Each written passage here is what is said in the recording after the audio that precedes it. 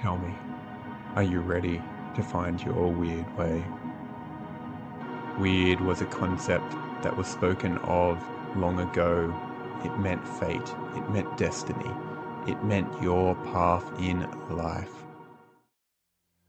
I'm your host, Dean Bentley, and I am here to explore how you can connect to your own path in life, to know the essence of your own soul, to connect to that single spark that lives within the deepest recesses of your being that says, this is why I am here, to go beyond the limitations, the constrictions of the modern world, and open you to the possibilities and the potentiality of what is possible within this world. Join me as we dive deep on The Weird Way. Welcome, welcome. We have another epic episode of The Weird Way. I am beyond excited for this episode. I'm joined by a dear sister of mine, and I know this conversation is going to bring so much gold, so many codes, and just open up so many possibilities within your own world and within the collective as well. Today we have Myra Medhurst with us, and sister, it is such a pleasure to have you here, a priestess, a new earth leader, a seven-figure uh, ascension and enterprise mentor. It is just so beautiful. Welcome to the Weird Way. Oh, Dean, brother. I'm so ready. I'm so ready to weave some magic with you. And thank you. Thank you for the invitation to share my journey, my energy, my transmission with you, your viewers, and your listeners. I could not be more excited. Thank you, thank you. So I really wanted to start off going into the deeper end a bit because I know we both feel this, that there's a big shift happening in the world. There's a change in the collective consciousness within the individuals, and there's something else arising within the collective field. And I know from my own awakening experience, it can be jarring. There can be so much happening, but there's also this curiosity of like, why is this awakening? Why is everything shifting at the moment in this point in time? Oh, that's a meaty question. Mm. We have an hour, so I'll give you the mini crash course, hey? Yeah. Um, there's this beautiful dance that our planet and humanity go through. And one thing I'm incredibly gifted with and very honored to have this ability is to see repeating cyclical patterns. And when you're able to look at the world, look at the micro and the macro, look at the cosmos, you realize that we're actually in such a grander story than what we might actually be perceiving at our micro level of our mundane lives. So there's a kind of a bigger story going on for humanity, for this planet. And yeah, you're right. There is a massive wave of transformation sweeping the planet. It's like you can't deny it now. There's visible signs. People that were used to having quite accustomed or comfortability doing their job and having their status and their identity. And they were on the real clear train tracks in life. Those people are freaking out now because there is such a deeper call in our hearts to unify more and more with our soul, to unify more and more with our divinity. And it's like you can't pull the brakes on that anymore. And so this is the time in which we find ourselves in. There are forces coming from the cosmos. There are forces at play that are from our planet, our ley lines, our magnetic grids now, our energetic templates. And then also the human body has beautiful systems built into it, our DNA, our Akashic records. So all of these factors are ramping up and kind of, I call it coming online. And now there's just, we're dialed in. It's like, as soon as we wake up, we're like, whoa, this is not what I thought it was. And yeah, I've personally been through that. I know you have as well. And this is what some people call the dark night of the soul.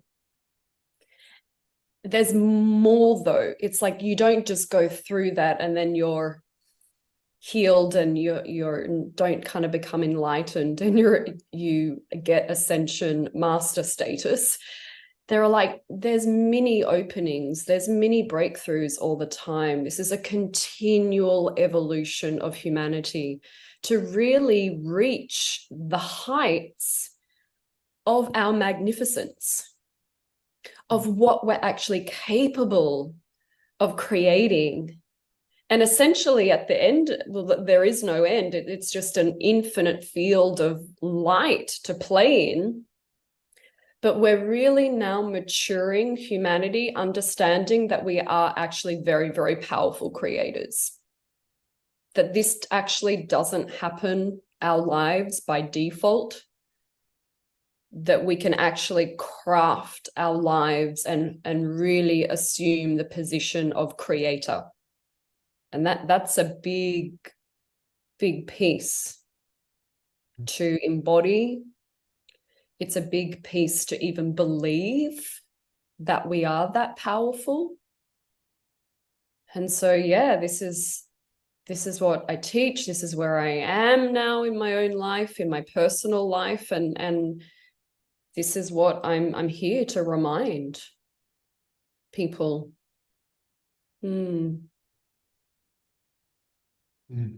That's a mini crash course, condensed version.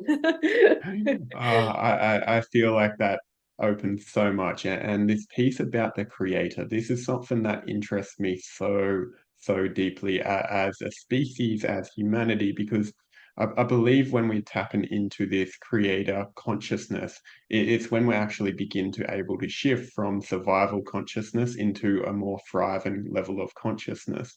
And for a lot of people, they can be stuck in the grind, in the straight line of like, I'm going after the nice house, the family, and then retire and then finally do what I want. Like that was the railroad tracks, which there was a lot of safety in that, but it was about survival. It was about just getting by and making it to the next day.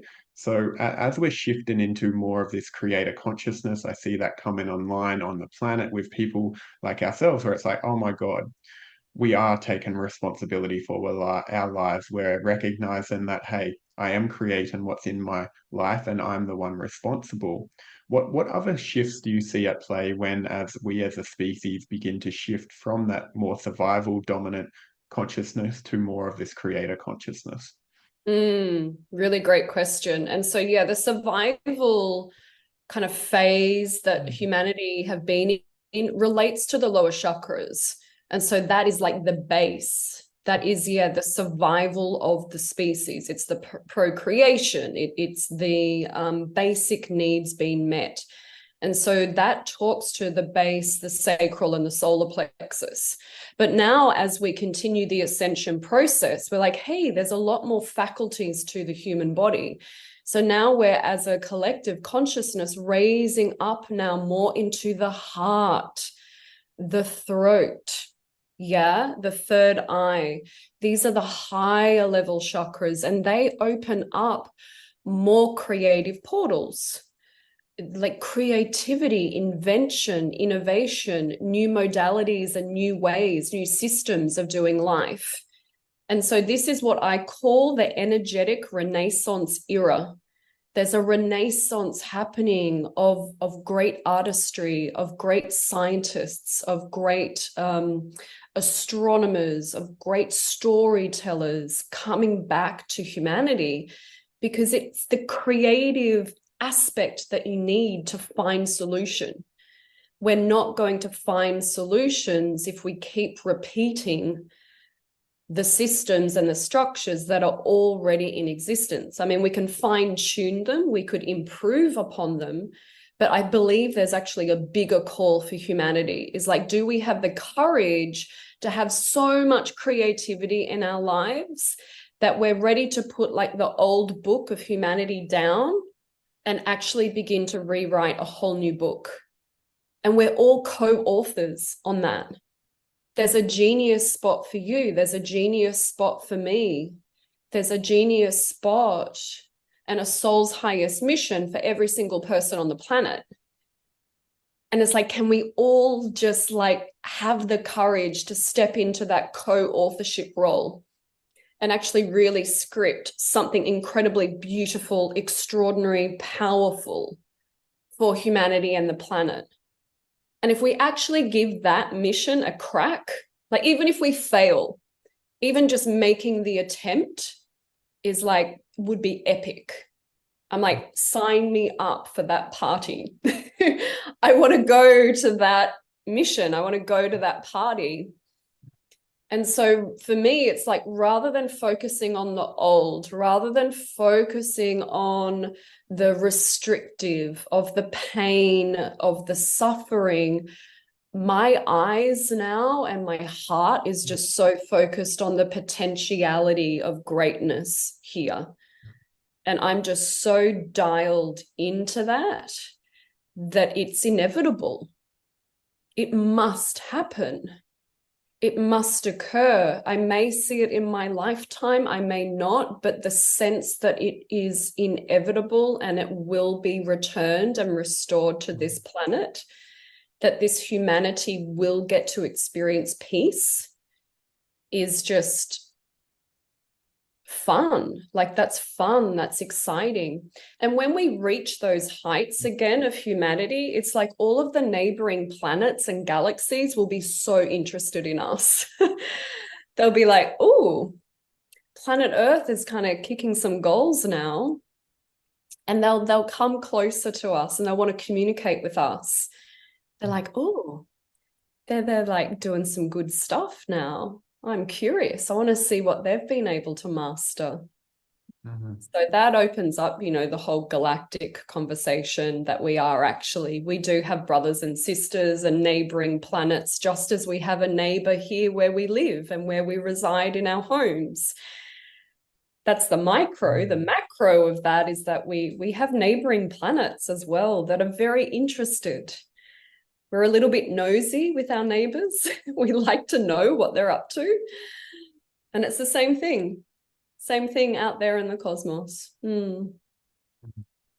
I felt when you were talking, then so many different threads, so many conversations open, and I'm like, I want to touch on all of them. So we'll see what we can actually do here. And like when you were speaking about the shift in consciousness, the piece that lands for me is our consciousness has evolved from more of a linear like progress at the moment. It's one step, then the next, and then the next. And this shift you're talking about as we move up the chakras is actually shifting into a more of an exponential growth. It's allowing more and more to come online quicker and quicker. This is why we're going into the quantum field. This is why we're actually connecting to the energetics, the timeline shifting that is capable in this lifetime, because it's like, oh, it's just here. I can actually take a step into that and open that portal, and I can let go a lot of that.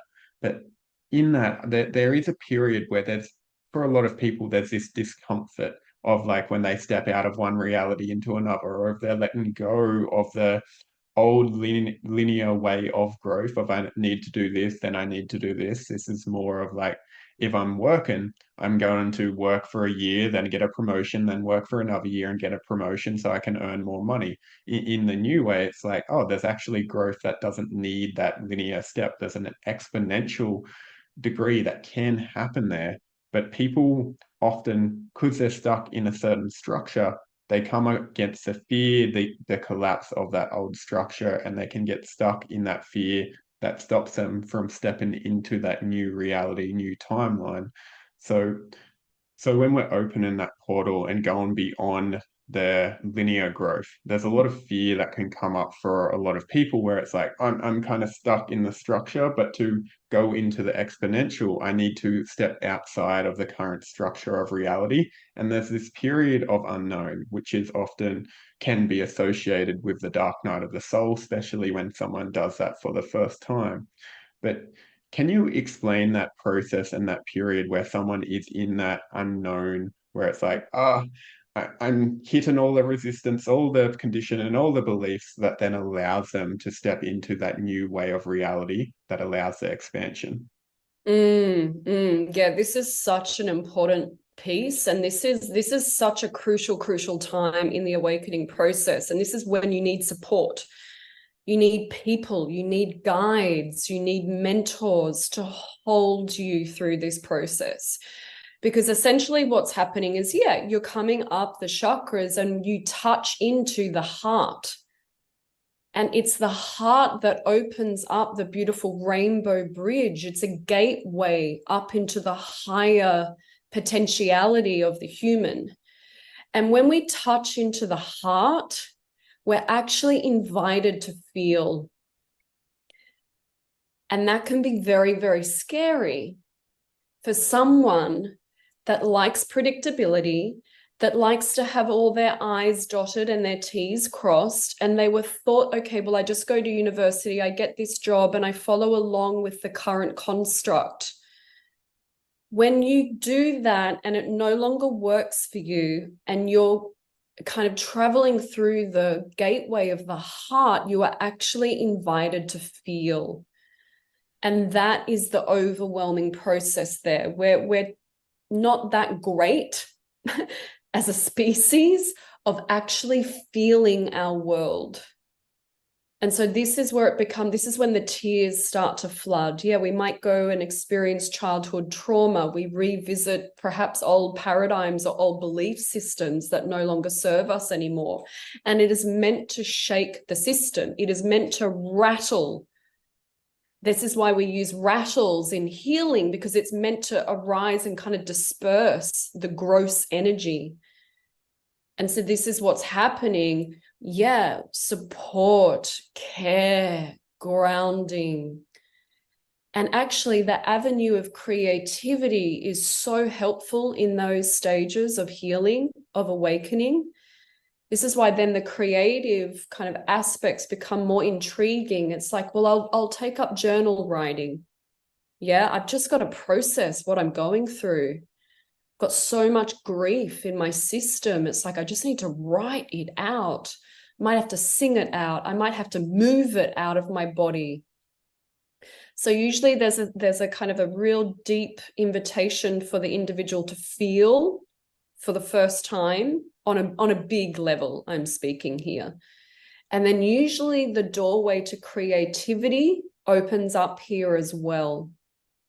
And then as soon as we begin to kind of excavate deeper into our truth, excavate deeper into the authentic nature of who we are, your life will then begin to look very differently, because now you're using the building blocks of authenticity to actually build and craft your life. And then the dreamer kind of comes in. It's like, wow, well, what's possible? What's possible? I just did that career choice because it's what the career counselor told me at high school, or it's what my dad did, so I just followed in the footsteps of my father.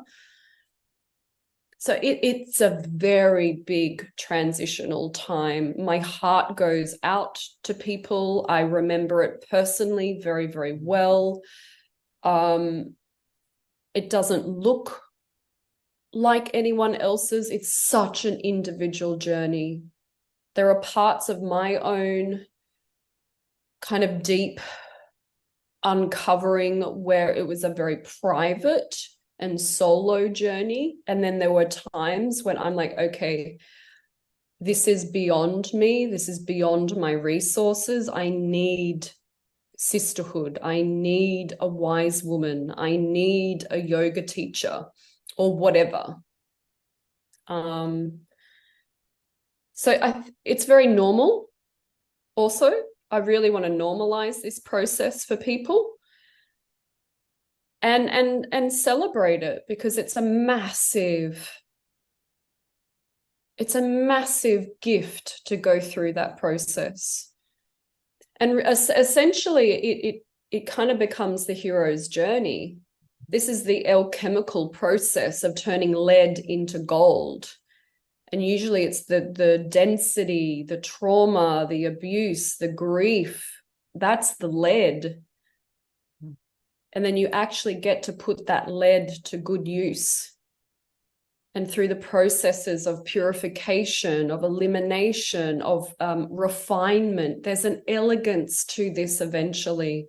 You may not feel it when you're going through it, but there is an elegance the more you continue this journey, and it really then gets to become a dance. There's two pieces there that I really want to iterate, like especially this normalization of this process.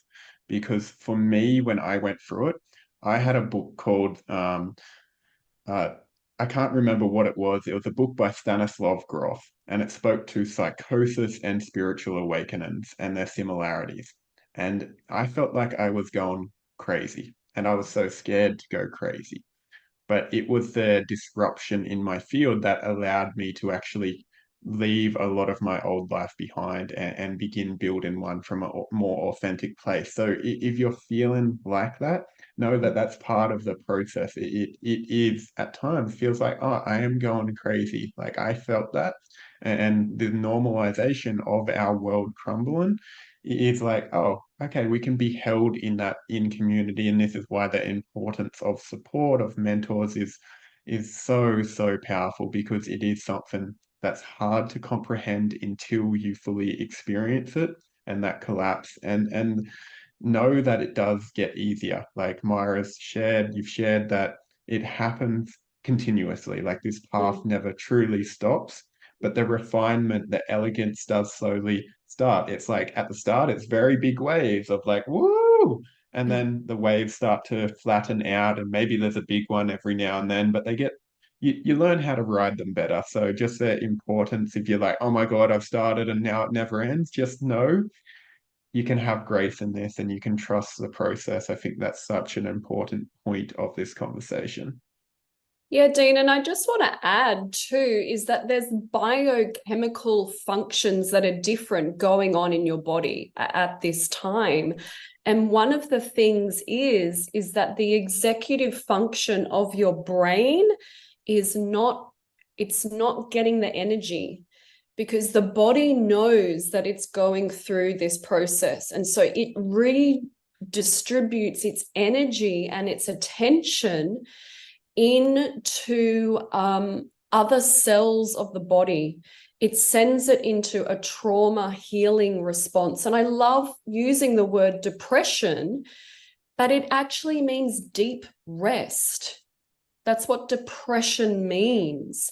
It's like you do have to unplug from the world you built, and you need to take deep rest. You're actually in a deep healing phase. Now, when an individual heals, the body is not sending the energy to the frontal cortex of the brain. So your ability to make decisions and execute clarity and make decisions quickly it's just not possible. It's not possible. So it's so important for the individual not to put those expectations on yourself. You know, I'm going to share a personal story, but when I deeply went through my first pop, I was in a public setting. It was not comfortable. I was very embarrassed and I had no idea what was going on. And my body went into, I'd say, a mild, continuous shake. It was hard for me to walk. I could not think clearly. I eventually got myself into a public bathroom and I literally just sat on the toilet and I'm just like, what is this? The next day, I had a part-time job and I was living in Melbourne. I had to go out of the house, catch the tram, which I've done 100 times before, and turn up to my office job. For the life of me, I could not get up, get dressed, and hop on that tram. I was like, what is wrong here? Like, how can an individual do that 100 times and not be and I actually had this weirdest thought that there were, and this talks to the psychoses part. I thought there were FBI agents or like Secret Service agents that were just going to follow me from the home to the tram stop. And then they'll hop on the tram and follow me to the place of my employment. Never, ever have I ever had that thought before. But it was as if the world was out and against me. I've never felt that before. This is the So know that you are having unusual thoughts. It's not the truth of who you are. It's actually just the dismantling of our minds. And it's a good thing. There's gems, there's gifts when we can actually excavate to this magnificence and the authentic, truthful nature of who we are. So yeah, there's a weird story for you and your listeners. Oh, I love that. I thank you for sharing that, because I get this image of, like, when we're in these states and we're going through this process, there is these, like, almost this bubbling that is occurring, that alchemy where some of the conditions are bubbling up to the surface and they're revealing themselves in the mind, where it's like, it could be thinking FBI agents are following us or whatever it is. It could emerge as another way, but this is the underlying beliefs and the conditions and the structures that are actually clearing out of our system. So actually being able to be with that process and allowing them to move through does allow that healing for us to then step into that new reality, which is so, so beautifully. Mm-hmm. There's just another piece I'd like to share, because you spoke about that linear pathway. And what I want to add is, when you get up into the heart space, when you begin to access some more of your creativity, unlock and kind of unleash at the throat chakra, what you begin to experience is this beautiful cyclical nature of time. And this, what I call it, the timeless dimension. And this is why it's so important for humanity and individuals to do what they love. Because when we're doing what we love, time stands still. And we actually cross over the rainbow bridge of our hearts, and we actually drop into this beautiful portal of the timeless dimension. That's why you ask a creative or ask someone when they're in the zone, in they're playing sports. It's like, I could have just done that all night long. It's like time stands still. I didn't look at the clock. I didn't even eat. And before I know it, it's 2 a.m. in the morning. And I'm like, yes, I love hearing stories like that, because now you're playing in the field of the timeless dimension. And so, yeah, this is when we're really experiencing the cyclical nature, the multi-dimensional nature of our existence. And this is all inbuilt in the human body. Like, all the tools, all the faculties that we're desiring are all inbuilt. It's like all the hardware of the human body is there. And this is beautiful rising of the light quotient on the planet. This is the rising of the consciousness. The more and more we rise, the more these multidimensional faculties will open up to the body, to the human. And then it just becomes like a candy store then. I'm just like, I feel like I'm a child in a candy store now. And then you hear these things about, telekinesis, levitation, manifestation, magic, those sorts. They then become actually very tangible and real, rather than it being this far off kind of fantasy story. They start to get closer and closer and closer, and you're like, holy moly, I think I actually now know when they say Jesus walked on water, how that could actually be possible.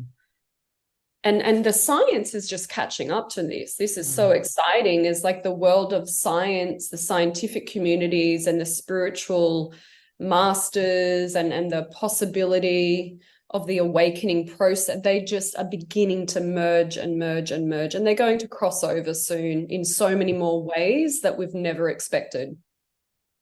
Mm. Oh, this like brings me to like a little segue that I want to touch on with you because I know this is close to your heart, and I also see it with this rise of consciousness, this shift in consciousness, this reconnection. And you spoke of the renaissance of the modern age, and I also view this as a reconnection to previous times in history. And I know one close to your heart is Atlantis, and we've we notice there's a reemergence of like connection to these points in time where it's like, oh, like this is relevant now again. We're coming through that cycle where this is coming back in. So I'm wondering if you could share, like, firstly, a bit about Atlantis for those that might not know, like, what you mean when we're talking about Alantis, but also like how that reemergence is occurring and the importance of that in this period. Yeah, this is my jam. Very excited. Yeah, so Atlantis, I'll go back because it relates to when those experiences become more and more available to the human, of when they're dropping into that timeless dimension. And you really are touching into the Akashic records now and the DNA. And so for those of your listeners that don't know what the Akashic records is, it's a Sanskrit word. Sanskrit, Akash means sky. And it is like the great library held in the sky. This is what is known as the astral plane as well. And it is stored all through little light parcels and pockets that are tightly, elegantly packed into our DNA. And so through my own healing journey, through my own creativity, all of this began to open up to me. And I started having very real soul remembrances. It was not like walking into a movie, it wasn't like looking at a movie. It was like I was in the movie. And this is with no stimulants. This is just a direct access of a remembrance through the awakening of my cellular structure. Atlantis is an incredible past civilization that used to be here on this planet. And so even the ley lines of our planet remember Atlantis. The humans that were there in the time of Atlantis are beginning to remember it and awaken to it as well. And it's just like if we were to do ancient history class, we would be able to read texts on ancient Egypt. We could be able to read texts on, the magnitude of the Roman Empire when it was beginning to kind of claim more land across the planet. This is what Atlantis is as well. It's just a longer time ago. That's all. And so some people think Atlantis is at the bottom of the ocean off the Greek islands. Other people are like, no, it's like the Celtic mountains call to me. Other people are like, no, it's in southern France. The reason people have those experiences is because Atlantis was the whole globe at the time. It was dependent on where you were residing in Atlantis. And so for example, I could ask someone now, someone in Tokyo, Japan, what's it like to live on planet Earth at 2024? And then I could go to the outback of Australia at the Nullarbor and ask someone there that have very different accounts of what it was like to live in 2024. And so this is where we get the variation of people's own personal journeys with Atlantis. So it's so important that you trust yourself and share what it is that you remember. It doesn't have to look and sound like what other people are talking about. So I always just like that's so important. Um, so how it came to me was I started having like my own dreamscape begin to change. And also I dream a lot in the waking state as well. So I'd call them daydreams. They're just very, very tangible though. But the pace really began to accelerate when again, I was working in Melbourne in a job that I really disliked, but the pay rate was good. And to get relief from the corporate job, I would travel 2 blocks down on my lunch break down Burke Street and take a break in a theosophical bookstore. So it's a new age bookstore. And I would just walk the aisles of this bookstore. There were crystals, there were oracle decks available. And you kind of got to understand, it's like I wasn't even doing any workshops at this point. I was very corporate still, very straight and narrow. But I just found relief in stores like this. I didn't know why. I didn't particularly overthink it. And then one particular day, I was feeling very low. I was feeling very stuck in my life, very disconnected. And a book literally flew off the shelf. I didn't knock it. Like my arms were nowhere near the aisles. They were nowhere near the bookshelves. And I kind of even looked through the bookshelf, but it didn't have an opening. It was a solid back because I thought, oh, maybe another worker was on the other side and like accidentally pushed this book through. No, the book literally flew off the shelf, landed exactly on the floor where my next step was going to be. And it was facing cover up in the correct direction. And the title of the book said, Discover Atlantis. I was like, okay, this is pretty full on. I'm going to trust this sign. And I'm looking around, seeing like, did anyone else see that? I had a moment to myself of just like gathering my thoughts, and I picked the book up and I purchased it. I put it in my handbag, and after work that evening, I read it on the tram home, and I've never cried so much in my life. It's like you could not, you couldn't take that book off me. I was consuming every single page and I just cried, and I didn't know why I was weeping. It just felt very familiar, and I had no idea why it felt familiar. So that is kind of the opening then of a whole chapter of my life.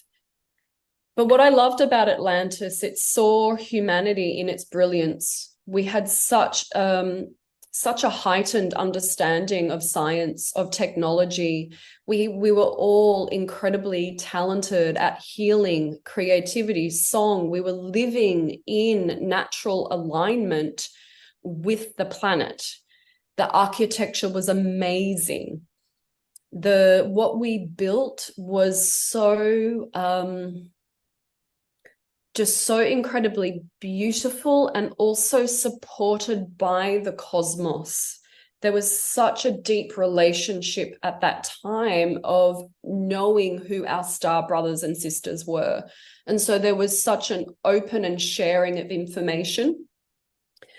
And yeah, that I just began to remember more and more of those faculties and what is possible for the human.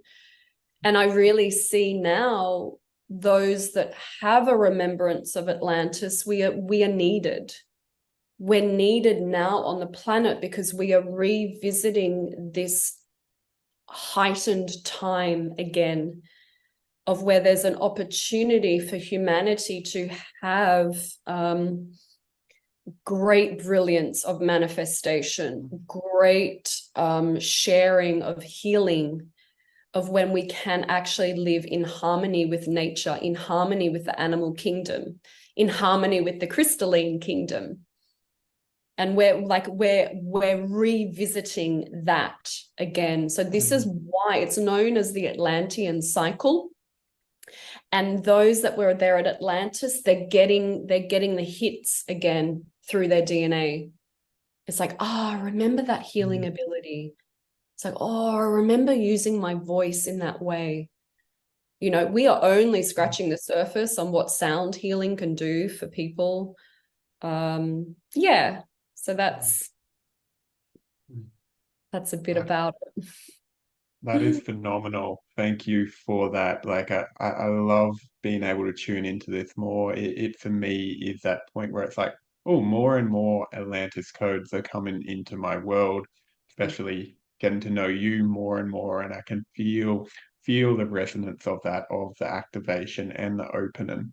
One of the things I really consider when anytime I see a cycle of with it, whether it be in my own life or in the greater world, I feel like there's a lesson to be learnt there as well, because we know Atlantis also had its fall and its destruction, and I feel like there was a lesson to learn within that. And as we're coming into this re-emergence of these rememberings, that what does it feel like that lesson is that we need to learn this time to continue on without going through that same cycle again?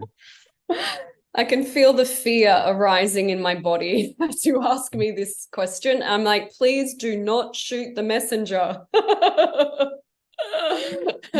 I was chatting to Dean before we were recording, and I'm like, this trips me out because I've been persecuted over and over again and lost my life for talking about what it is that I share now. And it is so mind-boggling that I now get celebrated. I now, like, there's interest in people knowing about this now. And I'm like, oh, like, so you mean I get to talk about this and go home safely? It's like, wow, that's a little bit unusual for my nervous system. But yeah, so that you're correct. So there was the Great Fall of Atlantis, and that is approximately 26,000 years ago. And yeah, so what essentially happened at those kind of closing chapters of that civilization is there was a rise in the technocrats, there was a rise in the scientific community, and not to blame them, like they had a good, interesting theory, and the theory is could science enhance the natural organic evolution process of the human? Could science enhance the awakening process? And we see 100% that theme play out in this current reality again, is like, can science, let's say manipulation of the DNA, let's say advanced kind of surgery practices, can that enhance the awakening process, or perhaps the extension of life form? And they got a rude awakening in Atlantis because the answer is no. You can't interrupt the natural organic order of things that God, the universe, source has created. You can't tamper with that system. The reason you can't tamper with that system is that we are all responsible for greater things. It's like, if we do too much disruption on planet Earth has her own responsibility to hold her balance, because she's part of a solar system. So if we throw planet Earth off her axis too much, that's at the detriment of the other planets in our solar system. So it's like we're putting other things in threat. So that will not occur. It won't disrupt the system on such a grand level like that. So yeah, Atlantis did fall because they manipulated and tampered too much through the mind, through the science. They wanted to compartmentalize and take this kind of linear path, and they took it to the nth degree of genetic engineering, genetic manipulation, and it disrupt the equilibrium balance of our planet. So our axes tilted too abruptly in response to that. And then the tectonic plates on the planet then move. Then you have a big dispersion of lots of volume of water. And this is what people remember. Like they remember the great floods. This is Noah's Ark story. The reason he got 2 by 2 by 2 is to preserve the animal kingdom.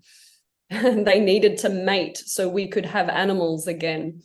So it's a very, Atlantis has a very abrupt ending to it. It's not comfortable. There's a lot of, personally speaking, I was very, very angry. And I really felt responsible that I messed up. And how could I just let that happen? It was such a brilliant, magnificent, colorful, harmonious time. And it's like, why would you screw that up? And so there's a lot of wounding still about the fall of Atlantis. So don't be surprised if that comes up as well. I've worked with a lot of women where they have such a huge fear of water. And it's like when I connect and explain this out to them, they're like, oh my God, my life makes so much sense now. I remember being there and feeling so chewed up that we did that to the planet. And I'm like, no wonder you have a fear. She just like cannot. Now she can be in water. Her relationship to water is entirely different now because she's got 2 children. It's like she needs to be in the water with her children because her children love the water. So now, fast forward to 2024, we're seeing this rise now of science, technology, DNA again. So artificial intelligence is on the rise. So we've got to be very careful with what we decide to do next with the rise of technology and sciences. And my advice would be, because I remember screwing it up last time, is like it must be in harmony with nature. There's no other way around this. It must be unified with a sense of peace and reverency and balance in the grand. We are responsible for the safe keep of this planet. We are responsible for the safe keeping of this humanity. Because there are other neighboring planets, there are other neighboring humanities that would like to be kept safe as well. Oh, I feel this peace and the deep reverence that we need to hold as humanity to actually allow ourselves to move forward. Because I can see as a collective, there is a lot in where we are operating in the same behaviors. We're going after the next thing, we're chasing, we're seeing what we can create. But it's not coming from that centered place or that peaceful place. It's like, okay, how can I control? How can I dominate? Or how can I get something without giving anything in return and bypassing the laws of nature? And it does feel like that it's a question of our age, is actually how can we bring harmony into this? And I feel like this message, this remembering is coming in this time to help us remember that exact thing, because we have been here before, we have been through this process, and anytime we go through a same cycle, the same things will emerge until we're willing to meet with it. And for me, it's asking myself these questions of, oh, where am I trying to control, dominate, instead of steward, care for, and give life to? Where is that still present in myself? And like I felt the ripple as you were talking of how Earth ripples out into the solar system rippling out into the galaxy. Like that is all part of it. And on the individual, how we ripple out into the collective. And this is where I feel so much of this work is aimed in this century, is to bring it back to the self so we can take that responsibility, so we can take ownership and remember, hey, this time we can choose another way. This time we can choose a different direction for our species, for the planet. and bring about a harmony that we know in our hearts is possible, that we all feel and all long for, because we feel it and we know it's possible. 100%. Yeah. Yeah. And the more you evolve, the more you'll connect in with the fifth dimensional living. And the fifth dimension is that of unity consciousness. And so the lens comes off your own individual life and it gets cast wider and wider and wider to take in the community, to take in the wider nation, to take into account the whole planet. And then we take into account that we're actually responsible for the healthy upkeep of our solar system. That's all just a natural byproduct of living in the fifth dimensional field. And that's not something you have to work at. It's not something you're focused on. It's just a natural evolution of that awakening process. Yeah, 100%. I feel like I have one last question before we wrap up here, and it's about this of the fifth dimensional living, because I see a lot of people when they come into this world of service, there is this sacrifice, this self-sacrifice, and believing that is actual service, where it's like, ah, if I can give myself to the collective, then I can serve something greater. And I do not agree with that at all. And I know it's actually the opposite way. But is there a point you can share here around how we actually need to honor the self to bring about that reality where we can be in service to the greater collective as well?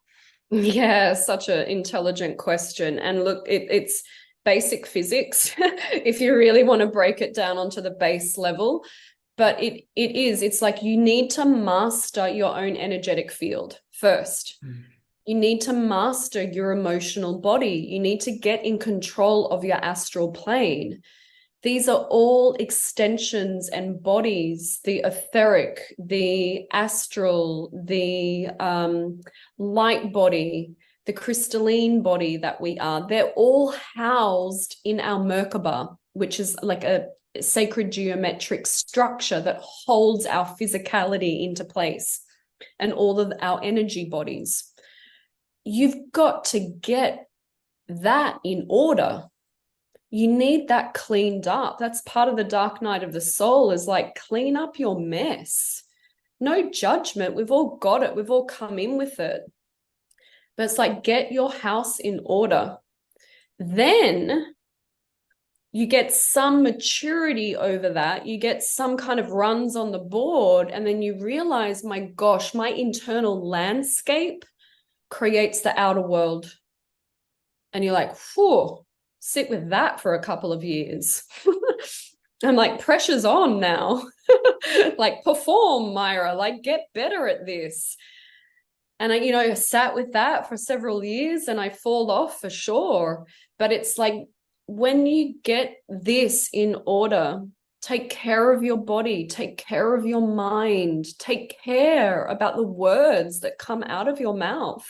They're so powerful, so powerful. Then you realize, okay, I can actually begin to change my street, change my community, have a ripple effect out into the clients that I serve. I have such a ripple impact on social media now. I'm like casting high vibe light through the internet, through my mental thought patterns, and on it goes. And that is really how you serve. Is you're 100% correct. You have to serve yourself first at such a deep honoring level, not the self-absorbed level. People go, oh, you're being selfish, Myra. No, it's actually just basic science. Let's normalize this process of actually taking care of ourselves. It's okay to actually have boundaries, communicate clearly for what it is that you stand for. But we're just so out of practice. That's all it is. It's not because we can't do it. It's just unfamiliar. And that's my leadership role, is like, at the start, I was nervous as heck to go first. Like, what are people going to think of me? But then it got to a point, is like, if I don't lead, if I don't go first, I'm going to be sitting on the sidelines, looking left and right, still looking at other people, expecting them to get up and to do the job. And I just got bored. I just got over myself. And I'm like, oh, I've only got a certain level of patience. And then I'm like, okay, I'm taking a step into the game. It's game on. I'm going to have to take, and it's so interesting about leadership. It's not given to you. I thought it was leadership. I was like, oh, you get an award or a medal or someone invites you. No, my gosh, leadership is claimed. It's taken. It's claimed by the person that just puts their hand up and goes first. But the internal energetic system must be robust. It must be strong. It must be built on a solid foundation.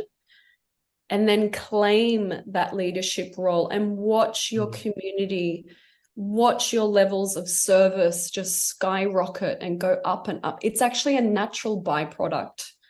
The service is a natural opening of the level of ownership you can have over your own life.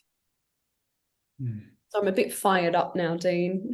I love this. I love, like, this is where we're finishing up, because this is one of the biggest things. Like, as soon as we start to recognize that fear of being an imposter, who am I? People can pause, and then it's like, cool, yes, have that moment, but your mission calls to you, and there's a point where you have to say, I'm done with that, because the world is asking for each of us to step in. I can't do the job of you can't do the job of me. We each have our own role. And like, I want my brothers and sisters with me. I'm like, hey, come on, start playing. Like, let's get in this game. There's so much to experience and explore.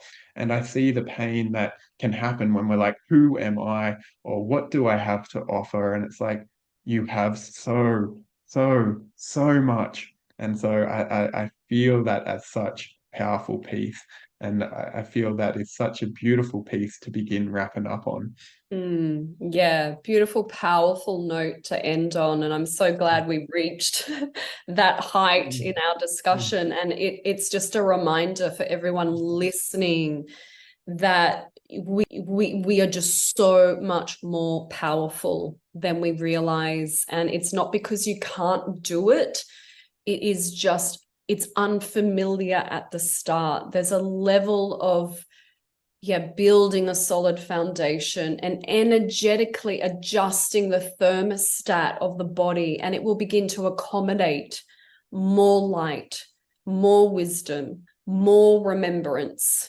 And then when you're up and running, yes, there are challenges along the way. There will always be, but it's like at least you're working now on more resources. It's like you've got more things to actually draw upon to help you on your own journey. Myra, this has been such a beautiful conversation. Now, I know you have a retreat coming up, and I know you have other beautiful things. I'd love if you could share anything in particular, or anything else you feel the audience should know about yourself. Yeah, the Vanuatu retreat, that's in October, 11th to the 18th of October 2024. That really speaks to people with a strong Akashic remembrance over Atlantis and Lemuria. Been to Vanuatu 6 times. It's an epic portal over there. The retreats are 7 days and 7 nights. They're very immersive, transformational. The women and the men, usually the feedback is that we step out of this reality and we go into a portal of activation and growth. So that is October.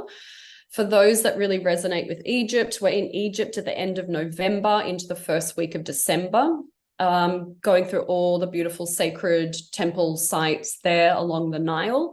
And if women and men actually, If you're really wanting quite focused mentorship, I do one-on-one and also the Gateway program, which also Gateway is the 6-month group mentorship program. And that's really the marriage of ascension with enterprise. So for those people wanting to build a business, an enterprise of light, that's the place you'd want to be, is the Gateway 6-month group program. We use a lot of quantum 5D business energetics, which are just entirely different to the old paradigm of doing business on the planet. Mm. Myra, thank you so much. For anyone that is interested, all that information will be in the show notes below. And you can also connect with Myra on Facebook. It's Myra Medhurst. On Instagram, how would they connect with you there? Yeah, Myra Medhurst, MyraMedhurst is my full name on Instagram handle. Same there. And yeah, Facebook profile. Myra Medhurst as well. Myra, thank you so much for joining the Weird Way. It has been an absolute pleasure to have you here, have this conversation, receive your transmission and your golden light. Thank you so much, sister.